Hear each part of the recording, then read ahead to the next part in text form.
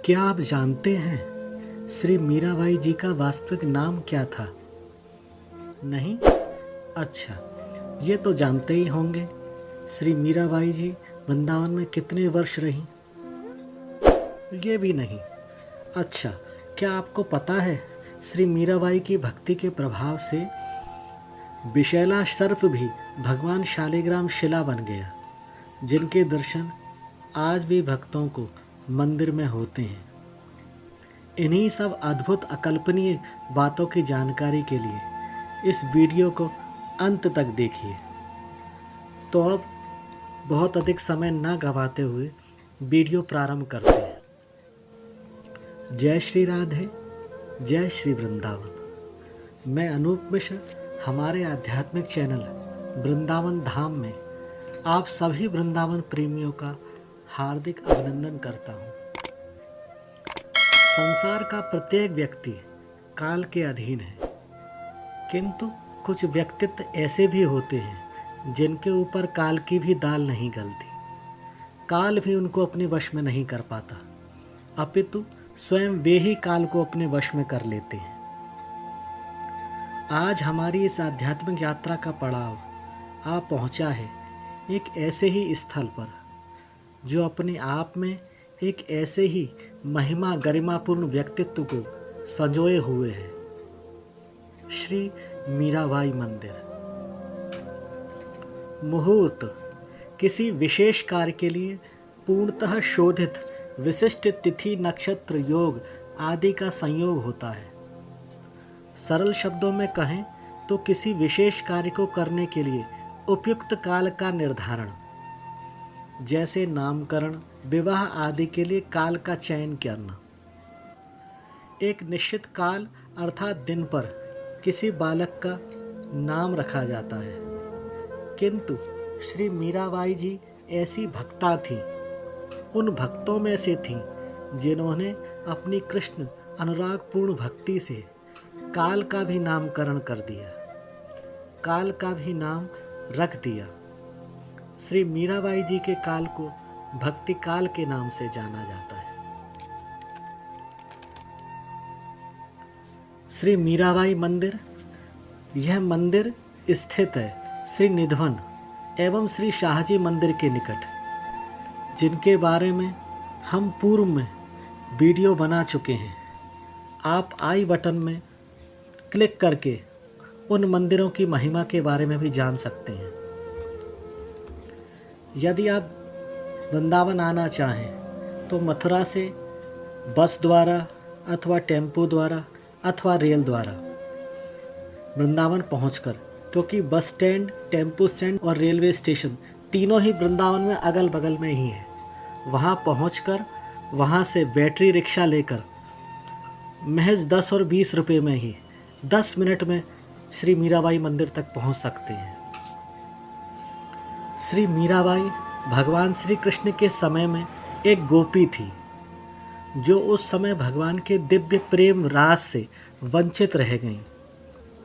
उसी श्री कृष्ण प्रेम की लालसा ने ही उस गोपी को कलयुग में कलिमल ग्रसित जीवों को प्रेम का स्वरूप प्रकट करने के लिए मीराबाई के रूप में प्रकट किया।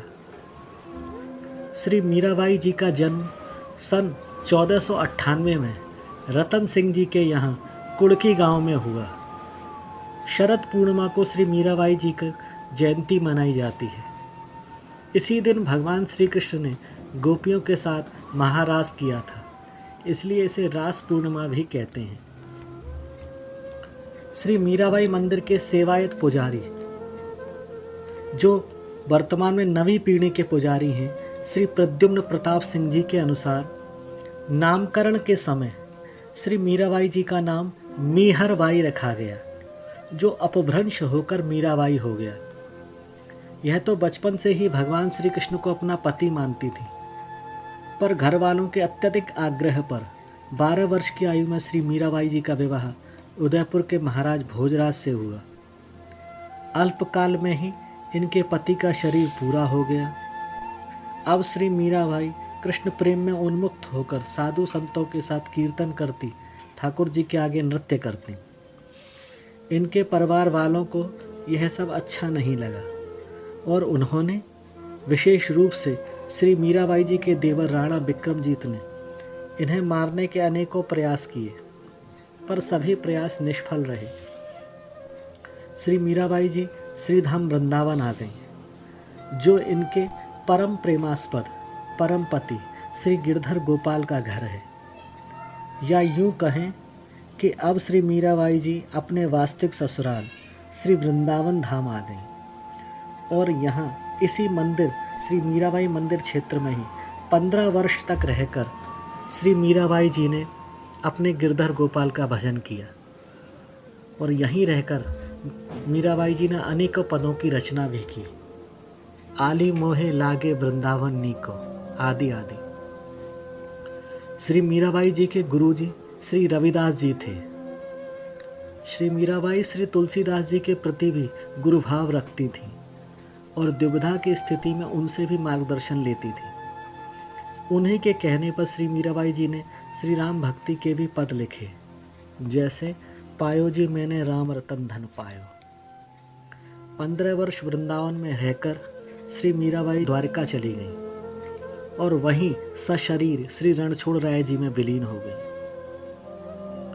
श्री मीराबाई मंदिर के वर्तमान सेवायत पुजारी श्री प्रद्युम्न प्रताप सिंह जी से प्राप्त जानकारी के अनुसार मंदिर में उच्च सिंहासन पर श्री मीराबाई जी के ठाकुर श्री गिरधर गोपाल विराजित हैं, जिनके दक्षिण भाग में मंजीरा लिए श्री मीराबाई एवं वाम भाग में वृंदावनेश्वरी श्री राधा रानी विराजित हैं। इनसे नीचे सिंहासन पर उत्सव विग्रह श्री राधा मनोहर जी विराजित हैं, जो विभिन्न उत्सवों पर बाहर निकलकर भक्तों को दर्शन देते हैं। वहीं पार्श्व में सिंहासन पर श्री मीराबाई जी के शालिग्राम जी भी विराजित हैं। इनकी भी बड़ी अद्भुत कथा है। पति भोजराज जी की मृत्यु के उपरांत मीराबाई जी की कृष्ण भक्ति से क्षुभित होकर एक बार श्री मीराबाई जी के देवर विक्रमजीत ने एक सेवक के द्वारा एक डलिया में कुछ पुष्प रखकर और उनके बीच ही छिपाकर एक अत्यंत विषैला सर्प रखकर मीरा जी के पास भेजा और यह कहा कि इसमें भगवान शालिग्राम एवं आपकी पूजा के लिए पुष्प हैं। श्री मीराबाई तो हमेशा ही अपने गिरधर गोपाल के प्रेमावेश में बेसुध सी रहती थी। उन्होंने नेत्र बंद किए हुए ही अपने गिरधर गोपाल का स्मरण करते हुए डलिया खोली, पुष्पों को टटोलने लगी तो पुष्पों में बैठा सर्प श्री मीराबाई जी के भक्ति में स्पर्श से शालिग्राम शिला बन गया। वही शालिग्राम शिला आज भी मंदिर में दर्शनार्थ विराजित है। इस शिला के यदि ध्यानपूर्वक दर्शन करें तो इसमें आपको 2 नेत्र, 2 कान, मस्तक पर तिलक, नासिका, मंद मुस्कान युक्त अधर स्पष्ट दिखाई देते हैं। मानो शालिग्राम शिला के रूप में साक्षात गिरधर गोपाल ही विराजित हैं। आप लोग भी यहाँ आकर श्री मीराबाई जी के प्रेमा भक्ति का साक्षात प्रतीक उनके श्री गिरधर गोपाल श्री शालिग्राम जी का दर्शन करें और उस प्रेम रस में सराबोर हो जाएं। जय श्री राधे, जय श्री वृंदावन।